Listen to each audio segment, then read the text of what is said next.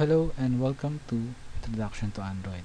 Here we're going to discuss what is an Android and what is an Android architecture, as well as what are the Android versions so far. Okay, what is an Android? Android is a mobile platform developed by OHA. OHA is an open handset software alliance. Its main player is Google. OHA is a group of organizations collaborating to build a better mobile phones. Also, Android is a open software platform for mobile development. It is not just an OS. Android is a complete stack from OS to middleware to applications. If you want to explore, you can go to this URL. Okay, now let's go to Android architecture.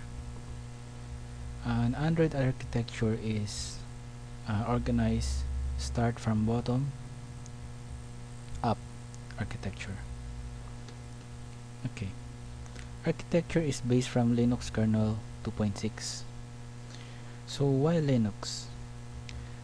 Because Linux it is a proven driver model in a lot of existing cases.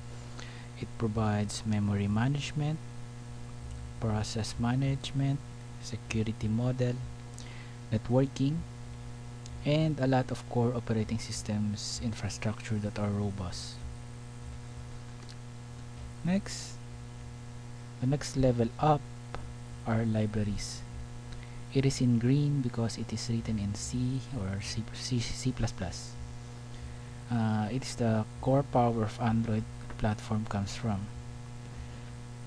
Okay, so we're going to discuss this one by one. So let's go to the Surface Manager. Surface Manager is responsible for drawing different surfaces onto the screen of your mobile phone. Then when we say OpenGL, ES, and SGL make up the core of graphics, the graphic libraries. OpenGLS is a 3D library, while SGL is for 2D graphics. In Android, you can combine 2D and 3D graphics in a single application. Next is the Media Framework. It contains all of the codecs for your media experience. So you can play MPEG-4, MP3, AAC, and all the audio and video codecs you need. And for the free type, this is used to render our fonts. We also have SQLite, which is used as our data storage, and WebKit. It is used for browser engine.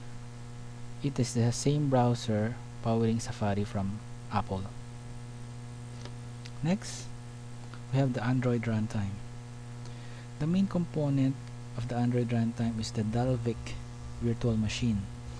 It is designed specifically for Android to meet the needs of running an embedded environment, like limited battery, limited memory, and limited CPU. DVM use memory efficiently and manages to run multiple virtual machines at the same time. Up the Dalvik virtual machine is our core libraries. This is in blue, which means it is written in Java programming language. It contains all of the collection classes, utilities, the I/O, and all the utilities we use. Moving up, we have the application framework. It is in blue, so all of it is written in Java. All of your written application. So we're going to discuss this one by one. Activity Manager, it manages the life cycle of applications. It maintains the common backstacks of our applications. Then we have Package Manager. It keeps track which applications are installed on your device. Then we have the Window Manager. It manages Windows, our Windows. Then they have the Telephony Manager. It contains the API that we use to build the phone applications. While the Content Providers, it allows to share the data from other applications. So one good example of this is our contacts. our contacts is available to any other application, so other applications can access our contacts. Then we have Resource Manager. Resource Manager is used to store localized strings, bitmaps, layout file descriptions, all of the external parts of an application that aren't code. Then we have the View System. View System contains buttons and lists, all the building blocks of the UI. It also handles event dispatching, layout, and drawing. Then for the Location Manager and Notification Manager, this allows the developers to create innovative and exciting applications. And on top is our applications. So as you can see, there is home, contacts, phone, and browser. Okay, that completes our Android architecture. Next are the Android versions. So first, we have Android 1.1. It is released February 2009. Next is the Android 1.5. Its codename is Cupcake. It is first released last April 2009. Okay, the major updates are video recording and playback, direct uploads for instant sharing on YouTube and Picasa, home screen widgets and live folders, virtual keyboard with text prediction, Bluetooth, faster browser, and faster general performance. Next, we have the Android 1.6, codename Donut, and that is the icon. It is released on September 2009. More tweaks push Android closer to the function.